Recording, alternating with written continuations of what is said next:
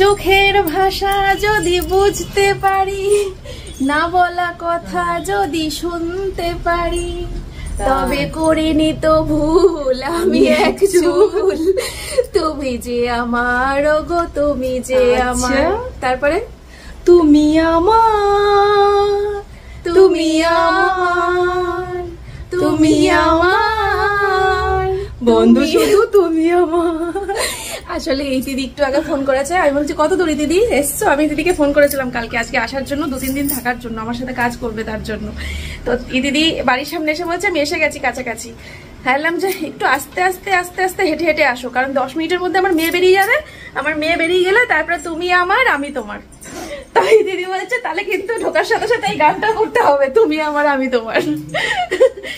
তো চলো দুজনে লেগে পড়ি। আজকে রান্না বান্না ঝামেলা বলতে শুধু ডাল করব আর মাছ ভাজা করব। এইমাত্র মাছের অর্ডার দিয়ে দিলাম, মাছ আসছে, কাতলা মাছ। তো মাছ ভাজা আর ডাল, আলু সিদ্ধ।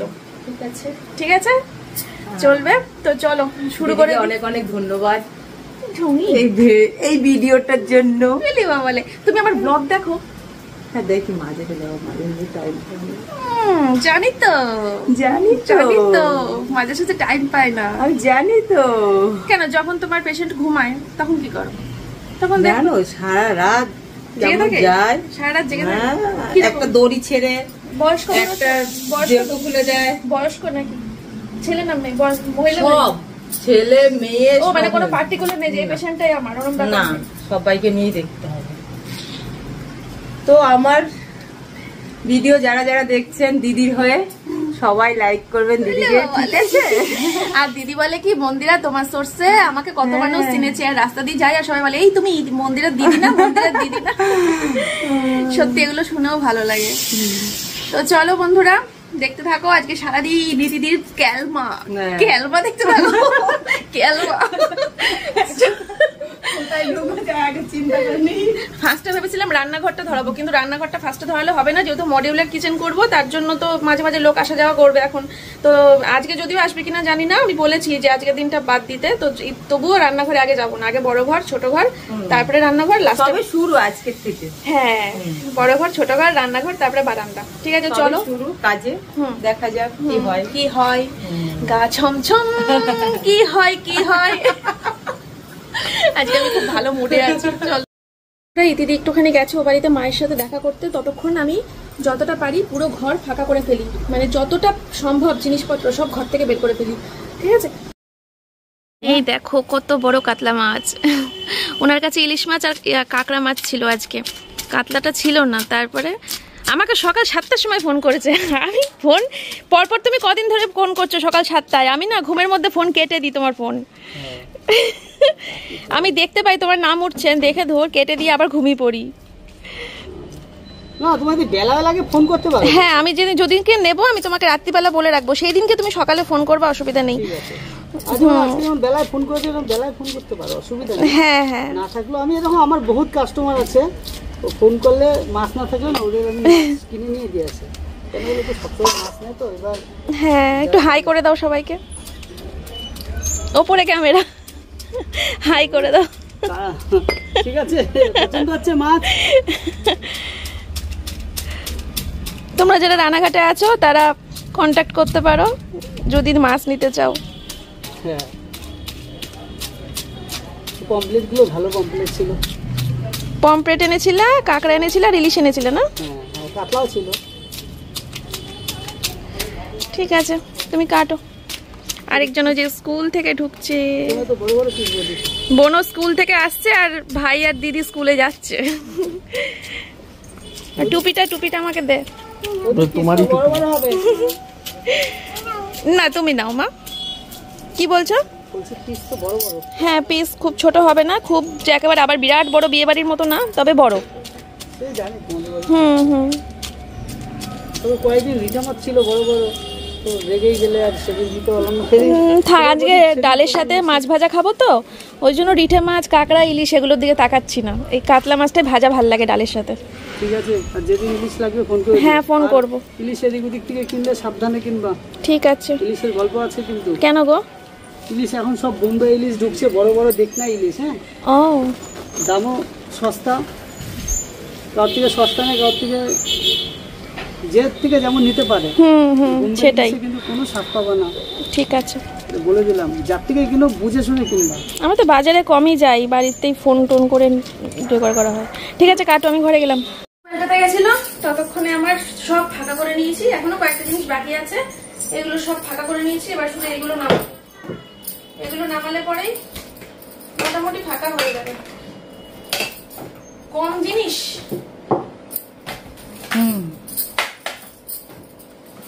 গ্যাসে ডাল বসিয়ে এসছি আর মাছটা ধোবো। এদিকে কাজ বুঝিয়ে দিয়ে তারপরে মাছটা ধুতে যাবো।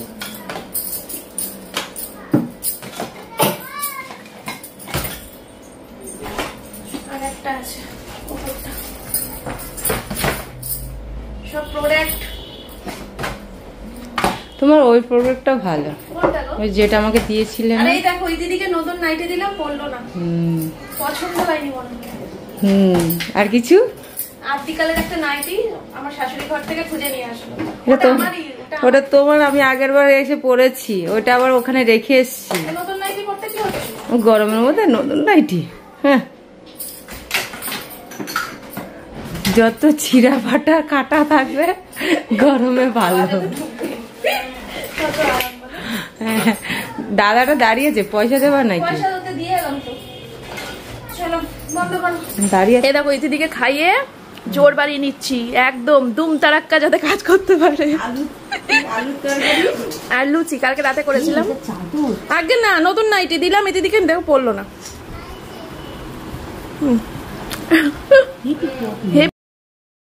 তো বন্ধুরা, ডালে দেব হচ্ছে পেঁয়াজ ফোড়ন, যেহেতু মাছ ভাজা দিয়ে মসুরের ডাল, পেঁয়াজ ফোড়ন দিলে ভালো লাগবে। আর গোটা জিরে দেবো ফোড়নে, আগে পেঁয়াজটা একটু ভেজে নিই। আর ইতিদিকে ওদিকে বুঝিয়ে দিলাম, ইতিদি কাজ শুরু করেছে, আমার বেশিক্ষণ লাগবে না, আমি যাবো ইতিদির কাছে। এই তো ডালটা ফোড়ন দেবো, ফোড়ন দিয়ে মাছগুলো ধোবো, মাছগুলো ধুয়ে যেগুলো লাগবে না সেগুলো ফ্রিজে ঢোকাবো, আর যেগুলো লাগবে সেগুলো ভাজবো। ভাজা তো আর সামনে দাঁড়িয়ে দাঁড়িয়ে করবো না, ওই এক পিঠ দিয়ে ঘরে চলে যাবো, আবার এক পিঠ উল্টে দেবো, ব্যাস হয়ে যাবে। কতগুলো বোতল খালি হয়েছে দেখো, বোতলগুলো সব ভরতে হবে। মেয়ে স্কুলের টিফিনে লুচি নিয়ে গেল আজকে, সোমনাথকে ডালিয়া করে দিলাম। এই তো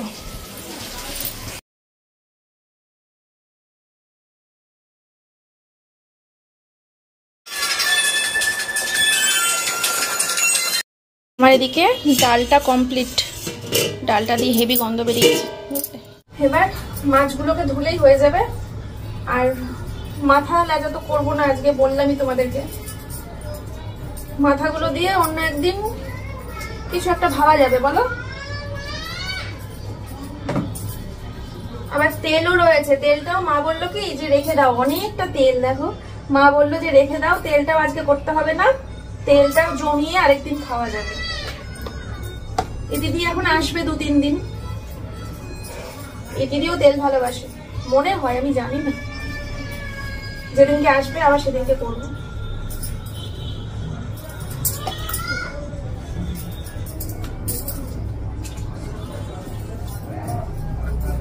মেয়ে স্কুল থেকে 3টের সময় আসবে, তার আগে যদি বড় ঘরটা হয়ে যায় না তাহলে খুব ভালো হয়।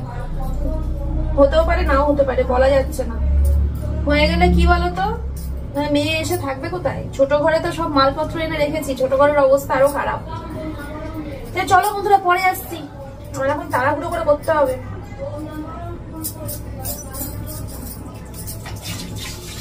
বাবা বন্ধুরা, প্রায় 40-45 মিনিট সময় লাগলো মাছ ধুতে। এখানে 11 পিস মাছ আছে, এটা ভাজবো। দেখো কি অবস্থা হয়েছে।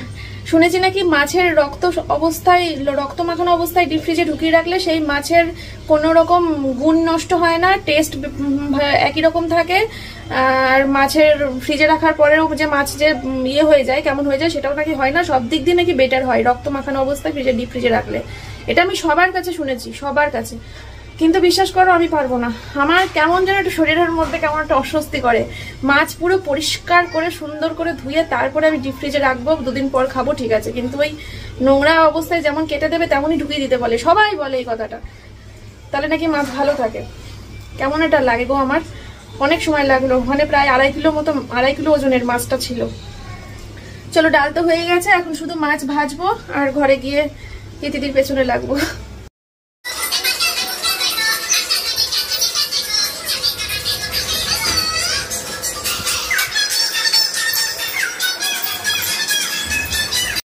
জামা কাপড়গুলো সব এখানে মেলে দিলাম। এই দড়িটা কমপ্লিট করে হয়নি, আবার এই দড়িটা তো মেলে দিলাম। ওই দেখো কাকা আবার গান করে, গান চালিয়ে। ওই যে তোমায় ভালোবাসি কি গান করছিল, আমি শুনতে পেয়েছি ঘর থেকে। না বললে হবে না।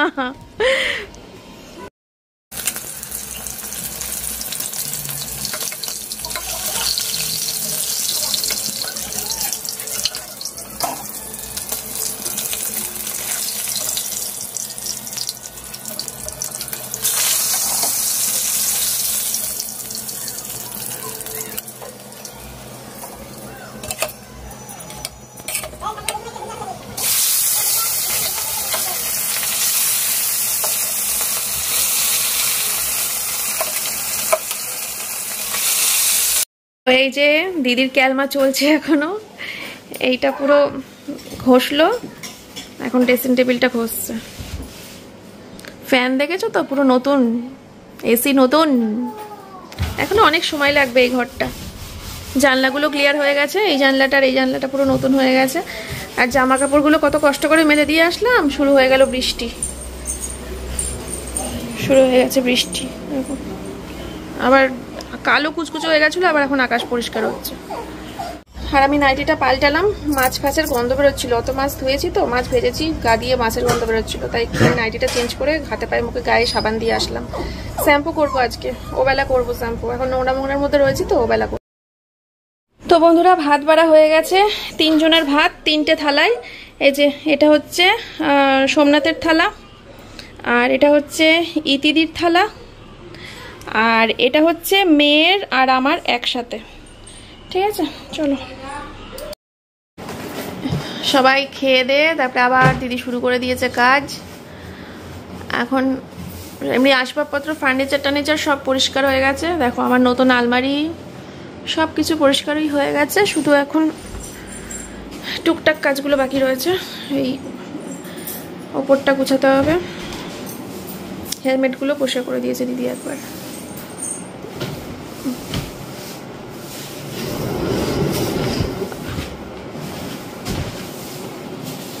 স্কুল থেকে বাড়ি আসার পর একসাথে খাওয়া দাওয়া হলো, তারপরে তো ওকে আবার জামা প্যান্ট পাল্টিয়ে রেডি করিয়ে নাচের স্কুলে পাঠিয়ে দিলাম। আজকে মঙ্গলবার, নাচের স্কুল আছে, সোমনাথ নিয়ে গেল, চলে আসবে এখন।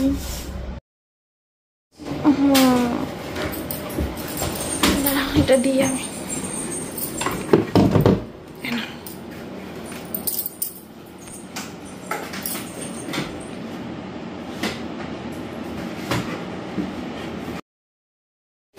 মুছলে দেখছো দেয়ালের কালার আর যে জায়গাটা মুছছো কালার পুরো আলাদা হয়ে যাচ্ছে, কিরকম ধুলো। তাহলে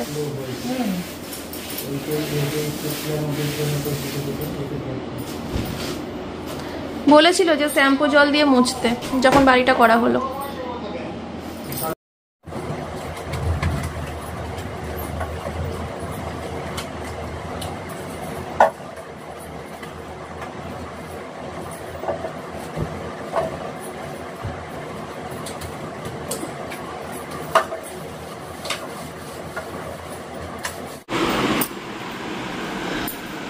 ঘরের কাজ শেষের পথে, এখন শুধু মেঝেটা দিদি স্কচ ব্রাইট দিয়ে ঘষবে।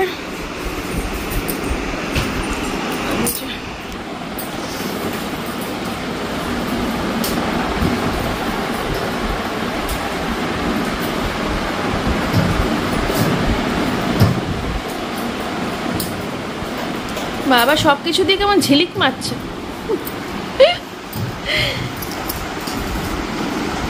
দিদিকে একটা নতুন স্কচ ব্রাইট দিলাম, দাগগুলো যাতে উঠে যায়। রোজ ফিনাইল দিয়ে মোছে, নয়তো ডেটল দিয়ে মোছে, কিন্তু দাগ তো যায় না, দাগ একমাত্র স্কচ ব্রাইটেই যাবে। বাবা যা বেরোচ্ছে মনে হচ্ছে না।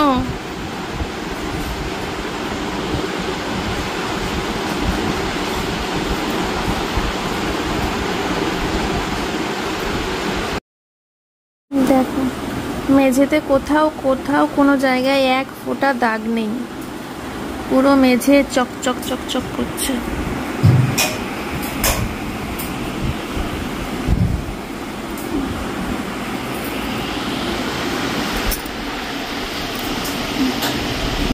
এই ঘরটা এতটাই পরিষ্কার হয়ে গেছে না, আমারই এখন ঢুকতে কেমন লাগছে, মনে হচ্ছে না আমি একটু স্নান করে আসি তারপরে ঢুকবো ঘরটাতে, কারণ যেদিকে তাকাচ্ছি সেদিক দিয়ে জেল্লা দিচ্ছে। পুরো ফ্রেশ, পরিষ্কার পরিচ্ছন্ন।